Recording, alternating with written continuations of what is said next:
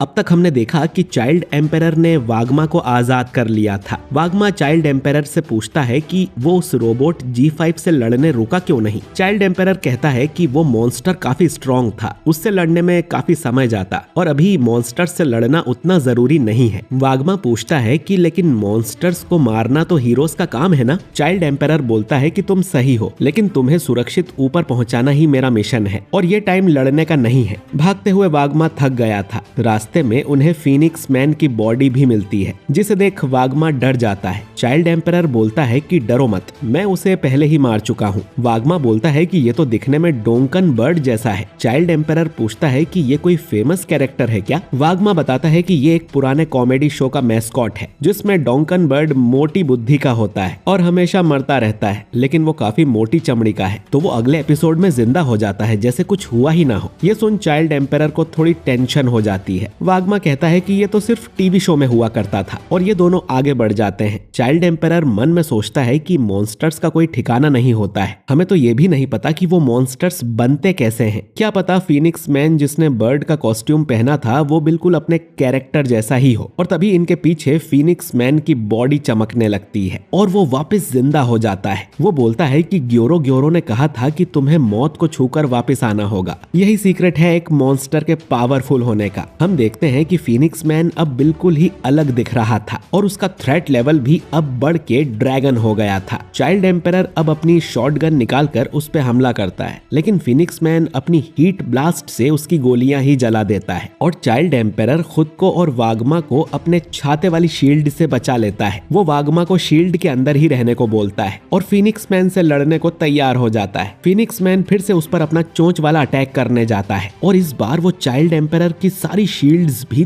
तोड़ देता है और चाइल्ड एम्पेरर को दूर फेंक देता है। फीनिक्स मैन अपनी ये नई पावर देख बहुत खुश हो जाता है और सोचता है कि अब तो मुझसे ऊपर कोई भी नहीं है, मैं नंबर 1 हूँ, और जोर जोर से हंसने लगता है। चाइल्ड एम्पेरर रोने लग जाता है तो फीनिक्स मैन कहता है कि रोना बंद करो, इस बार मैं तुम्हें इतनी जल्दी मारूंगा कि तुम्हें दर्द का एहसास भी नहीं होगा। चाइल्ड एम्पेरर कहता है कि मैं डर की वजह से नहीं रो रहा हूँ, मैं अपनी कमजोरी पर रो रहा हूँ, क्योंकि तुम तो टॉप रैंकर भी नहीं हो, फिर भी मुझे इतनी मुश्किल हो रही है। मैंने सोचा नहीं था कि मुझे अपना अल्टीमेट वेपन इतनी जल्दी इस्तेमाल करना पड़ेगा। चाइल्ड एम्पेरर अब एक बड़ा सा मेटल का आर्मर पहन लेता है और फीनिक्स मैन को जोरदार लात मारता है। चाइल्ड एम्पेरर को लगता था कि ऐसा कुछ हो सकता है, इसीलिए उसने पहले ही इस आर्मर के पार्ट्स अंडरग्राउंड छुपा दिए थे और वो एकदम ऑप्टिमस प्राइम लग रहा था। वागमा बोलता है कि तुम्हारे पास ये था तो तुम्हें सबसे पहले इसे ही इस्तेमाल करना था ना। फीनिक्स मन में कहता है कि बच्चे की बात में दम है, वागमा को आजाद कराते ही तुम्हें इसे पहन लेना चाहिए था और यहाँ से भाग जाना चाहिए था, लेकिन तुमने ऐसा नहीं किया, मतलब इस आर्मर की जरूर कोई बड़ी कमजोरी होगी। चाइल्ड एम्पेरर मन में सोचता है कि ज्यादा टाइम नहीं है, उसे एक बार में ये खत्म करना होगा। फीनिक्स मैन उड़कर यहाँ से जाने लगता है तो चाइल्ड एम्पेरर उसके पीछे पड़ जाता है और मिसाइल से उस पे हमला करता है, लेकिन फीनिक्स बच जाता है। उसके बाकी अटैक्स का भी फीनिक्स पर असर नहीं हो रहा था। फीनिक्स मैन अब उस आर्मर पे अटैक करने लगता है। चाइल्ड एम्पेरर अपने छोटे छोटे ड्रोन्स बाहर निकालता है तो फीनिक्स उनके अटैक को एब्जॉर्ब कर उन्हें ही जला देता है। चाइल्ड एम्पेरर अब उस पे ब्लेड से हमला करता है और मन में सोचता है कि मुझे इसे जल्द ही हराना होगा, क्योंकि 3 मिनट में सूट की पावर खत्म हो जाती है और फीनिक्स भी समझ जाता है कि ये आर्मर ज्यादा देर तक काम नहीं कर सकता। फीनिक्स अब वागमा की शील्ड पर अटैक करने लगता है, जिससे वो टूटने लगती है। चाइल्ड एम्पेरर उसे उठा लेता है और फीनिक्स पर फायर करने लगता है। फीनिक्स मन में सोचता है कि मैं छुपकर ही इस पे मिसाइल से अटैक करता रहूंगा और जब उसके सूट की पावर खत्म हो जाएगी तब इसे मार दूंगा। लेकिन तभी चाइल्ड एम्पेरर उसके पास आ जाता है और उस पर इलेक्ट्रोमैग्नेटिक शील्ड से अटैक कर देता है, जो कि 100 गुना ज्यादा मजबूत थी। वो फीनिक्स को एक जोरदार मुक्का मारता है, लेकिन फीनिक्स उसे पकड़ लेता है और उसे जलाने लगता है। चाइल्ड एम्पेरर अब सूट की पूरी पावर इस एक पंच में डाल देता है। वो उसे अपने साथ उड़ाते हुए बहुत दूर ले जाने लगता है और सोचता है कि वो इसे किसी दूसरे हीरो के पास ले जाएगा और फिर दोनों मिलकर फीनिक्स को हमेशा के लिए खत्म कर देंगे। वो फीनिक्स को लेकर उसी झरने वाले कमरे में जाता है। उसे लगता था कि यहाँ पर फ्लैश ही फ्लैश है, पर फ्लैश तो यहाँ था ही नहीं, वो कहीं और रास्ता भटक रहा था। यहाँ पर सिर्फ उसका ट्रांसमीटर पड़ा हुआ था। चाइल्ड एम्पेरर को लगता है कि कहीं फ्लैशी फ्लैश मर तो नहीं गया। वो देखता है कि फीनिक्स मैन वापस से जिंदा हो गया था और इस बार वो और और भी ज्यादा पावरफुल बन गया था। वाग्मा चाइल्ड एम्परर से कहता है कि हमें यहाँ से भाग लेना चाहिए, पर चाइल्ड एम्परर कहता है कि हमें इसे यहीं खत्म करना होगा। फिनिक्स मन में बोलता है कि टीवी शो कैंसिल होने के बाद भी वो डॉन्कन बर्ड का कॉस्ट्यूम उतार नहीं पा रहा था।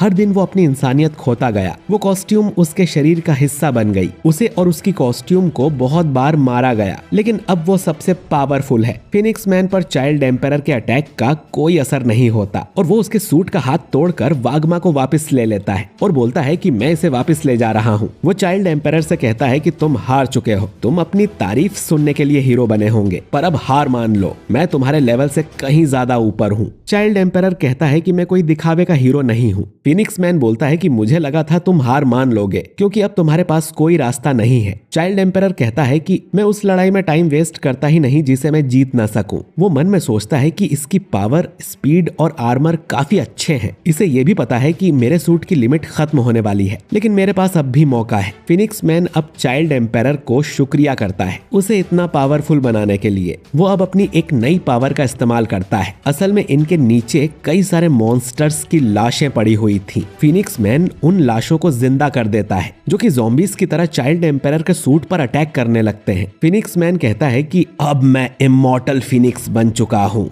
मैं अपनी लाइफ एनर्जी को अब बाहर भी निकाल सकता हूँ, जिससे ये बाकी के लोग ज़ॉम्बीज की तरह जिंदा हो गए हैं। उसे खुद नहीं पता उसने ये कैसे किया। चाइल्ड एम्परर इन ज़ॉम्बीज को मारने लगता है और फिनिक्स मैन को अपने पुराने दिनों की याद आती है, जब उसे बेइज्जत करके टीवी शो से निकाल दिया गया था। फिनिक्स मैन अब उड़कर यहाँ से जाने लगता है। वो खुद को गॉड समझ रहा था, क्योंकि ऐसी पावर तो ग्योरो और ओरोची के पास भी नहीं है। तभी उसके सामने चाइल्ड एम्परर के ड्रोन्स आ जाते हैं, जो ट्रांसफॉर्म होकर एक बड़ी सी ड्रिल बनाते हैं और फिर उस पर अटैक कर देते हैं। चाइल्ड एम्परर के सूट में अब बस 10 सेकंड की ही पावर बची थी। वो अपने सूट से कहता है कि सारी पावर इस एक अटैक में डाल दे। वो अपने लिए एक नया हाथ मंगवाता है और फिर उससे कामेहामेहा वाला अटैक करता है, जिससे फिनिक्स मैन बुरी तरह से जल जाता है। यह अटैक इतना पावरफुल था कि अंडरग्राउंड से निकलता हुआ आसमान तक चला जाता है। इस अटैक में चाइल्ड एम्परर का सूट खराब हो गया था और उसकी पावर भी खत्म हो जाती है। वो सोचता है कि उसे दुश्मन को हल्के में नहीं लेना चाहिए। पता नहीं बाकी हीरोज का क्या हाल होगा, पर तभी वो देखता है कि इतना बड़ा अटैक करने से भी फिनिक्स मैन मरा नहीं था। वो बोलता है कि तुमने मेरी कॉस्ट्यूम जला दी, इसीलिए मुझे बच्चे पसंद नहीं है। चाइल्ड एम्परर सोचता है कि अब तो सच में हार मान लेनी चाहिए, क्योंकि उसके इतने बड़े अटैक से भी फिनिक्स को कुछ नहीं हुआ।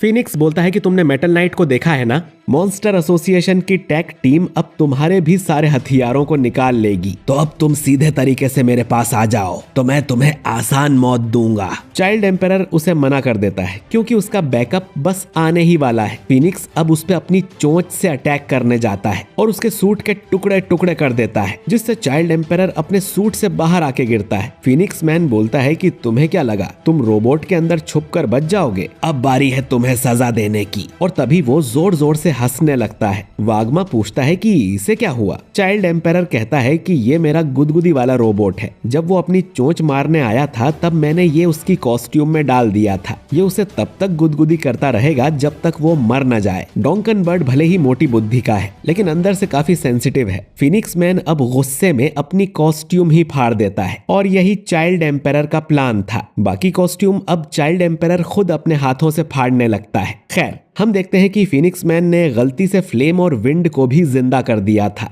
दूसरी तरफ सैतामा भी इसी जगह पर घूम रहा था और वो सोचता है कि पहले यहाँ इतनी जोर की आवाज आ रही थी और अब यहाँ पानी भी टपकने लगा। तभी उसे फ्लेम और विंड सामने से भागते हुए नजर आते हैं। उन्हें खुद समझ नहीं आता कि उनके साथ हुआ क्या। वो तो फ्लैश से लड़ रहे थे और अब वो नंगे कैसे हो गए। इसके पीछे जरूर फ्लैश का ही हाथ होगा। तभी उन्हें अपने सामने सैतामा दिखाई देता है। वो तुरंत उस पर हमला कर देते हैं, लेकिन सैतामा को फर्क नहीं पड़ता। फ्लेम और विंड कहते हैं कि पहले तो हम उस फ्लैशी फ्लैश को मारना चाहते हैं, तो तुमसे हम बाद में निपटेंगे। इतना कहकर वो दोनों यहाँ से भाग जाते हैं। सैतामा सोचता है कि यहाँ अंडरग्राउंड में ये नंगे क्यों दौड़ रहे हैं। इधर चाइल्ड एम्परर ने फिनिक्स मैन की पूरी कॉस्ट्यूम निकाल दी थी, तो अब उसकी पावर भी चली गई होगी और ये अब वापस से जिंदा नहीं होगा। वागमा बोलता है कि एस क्लास हीरो होकर भी तुम्हारी हालत पतली हो गई थी, मैं तो डर गया था। चाइल्ड एम्पेरर अब सबको बताता है कि उसने वागमा को ढूंढ लिया है और उसे लेकर वो ऊपर जा रहा है। बाकी हीरोज मॉन्स्टर्स का ध्यान भटकाते रहे और ध्यान रहे कि दुश्मन खतरनाक हो सकता है। तभी उसे ज़ॉम्बी मैन का मैसेज आता है जो कहता है कि शुक्रिया, तुम्हारे बिना हम ये नहीं कर सकते थे। तो सबकी तरफ से वो चाइल्ड एम्पेरर को थैंक यू बोलता है। चाइल्ड एम्पेरर अब वागमा से बोलता है कि मैं तुमसे पूछना भूल गया, मॉन्स्टर्स ने सिर्फ तुम्हें ही किडनैप किया था ना? वागमा उसे टेरियो के बारे में कुछ नहीं बताता। चाइल्ड एम्पेरर बोलता है कि ठीक है, फिर यहाँ से बाहर निकलते हैं और ये एपिसोड यहीं पर एंड हो जाता है। तो दोस्तों, आपको ये एपिसोड कैसा लगा कमेंट करके जरूर बताइए, और वीडियो अच्छा लगा हो तो इसे लाइक और शेयर कीजिए। मैं मिलता हूँ आपसे बहुत ही जल्द अगले वीडियो के साथ। शुक्रिया।